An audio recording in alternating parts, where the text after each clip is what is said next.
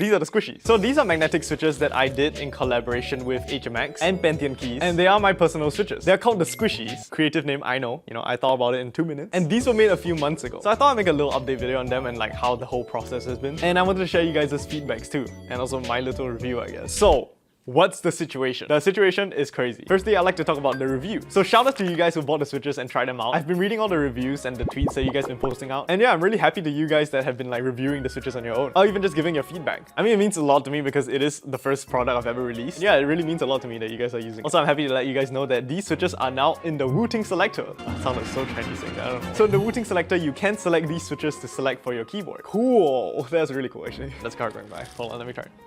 Damn, these mics don't pick up the car, huh? Can you guys hear the car? Wait, Nav, can you hear the car? Please tell me. Send me a DM right now if you hear the car. I actually sent a bunch of these switches to a friend in Mongolia. And funny enough, he is an Osu player. I don't know if you heard of him, but he actually won a tournament with these switches in his keyboard. So shout out to Wooting, shout out to these switches. Pretty cool. Okay, before the next part, I want to talk about this video is sponsored by Xiaomi. I hope you like that seamless transition because I didn't really plan for this. But I'm here to tell you about the new Xiaomi 17T Pro. So this is the new Xiaomi 17T Pro. The Xiaomi 17T Pro is Xiaomi's flagship killer because it's everything of a flagship phone except the price. It is equipped with an array of Leica cameras, which comes with new features like Live Moment, which can capture moments before you took the photo, and Leica calibrated filters to get that extra emotion of your photo. And all this through the Leica cameras, including the new telephoto camera, which is a 5x camera that you can get stunning close-ups with. The phone also comes with an impressive screen with a resolution of 1.5K, 144Hz, and up to 3500 nits of peak brightness. And with Xiaomi's new silicon carbon 7000 mAh battery, you'll be sure to get at least 1.5 days of use. And it charges at 100 watts with the provided 100 watt charger. And the Xiaomi headphones Neo, a really affordable pair of headphones from Xiaomi, but with features like Bluetooth that you can connect up to 2 devices, with a 40mm dynamic driver which gives you powerful bass, a 72-hour long-lasting battery life, and up to 42 decibels of active noise cancellation, all for $65.90, which is kind of a steal. Once again, thank you Xiaomi for sponsoring the video. Now back to talking about my switches. Secondly, I do want to actually talk about how the switches are. Yes, I'm reviewing my own products, kind of weird. So this is kind of like my own review after 5 months of using these, but these are the best switches I've ever used. That's biased, no, they're definitely not. But they are fantastic. So the parts that are great of the squishies, they are really smooth because they do come factory lube, but they're also really stable. The stem wobble on these switches are minimal, like they barely wobble when you're pressing down. And that's also really why I wanted to work with HMX for these switches, because HMX has crazy tolerances for their switches, because if you see their other switch lineups,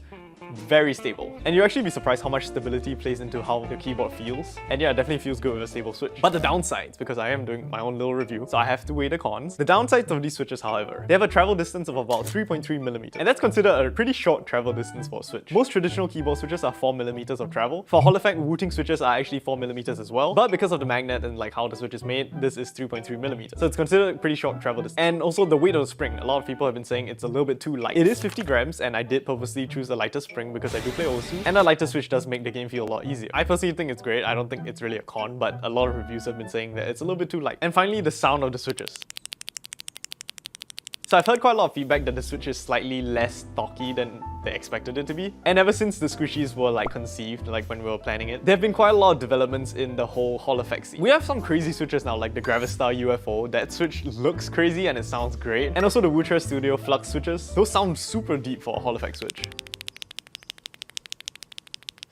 But in the end, sound is a preference, and I do actually think that the squishies are my sound preference, low bias. It is on the higher pitch side, but it does have that signature HMX poppy sound, which is why I wanted to switch from HMX. And it's also what drawn me to HMX switches in the first place. So yeah, that's my little review on the switches. I do like it a lot. I've been using it on my heavily modded Wooting. Made a whole video on it, you can check it out somewhere. And for the past 5 months, I have been enjoying them because, you know, it's really smooth, like I said.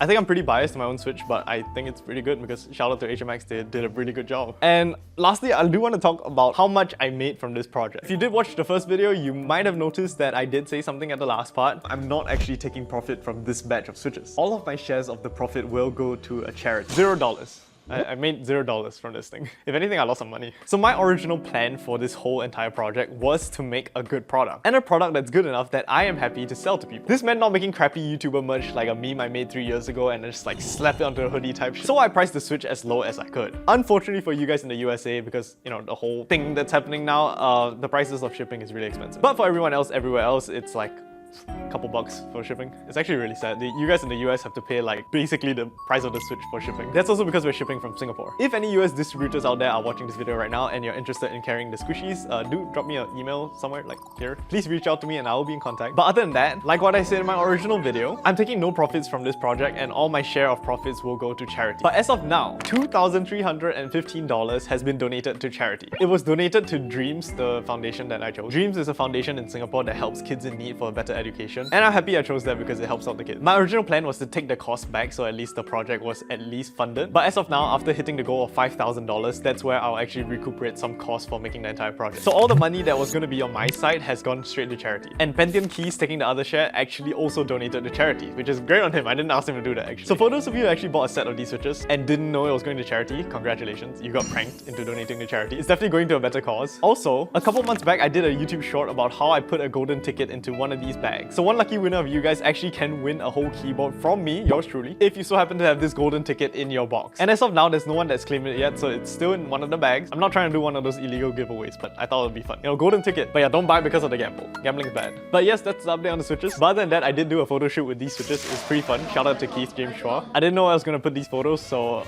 here's a montage, I guess. I look so fat in photos. Anyways, the switches are still in stock. They are now also on Shopee if you're interested in Singapore. Although Shopee does take a cut, so it is better to buy off Pentium Keys if you're donating to charity. But if you wanted to try the switches out yourself, you can check them in the link below. Like I said, still same thing applies. I'm gonna be donating the profits to charity. And if you're buying in the USA, like I said, please make a bulk order with your friends if you're interested. Shipping to the US is really expensive right now. And if I can get a local distributor in the US, it will bring the shipping costs down a lot. But other than that, I hope you guys enjoyed this little short video. Do try them out if you can. And yeah, huge thanks to just supporting what I do and allowing me to create stuff like these. And I don't know, this job is crazy to me. Like, thank you guys so much for the support. Like, it's been crazy. And yeah, other than that, see you soon.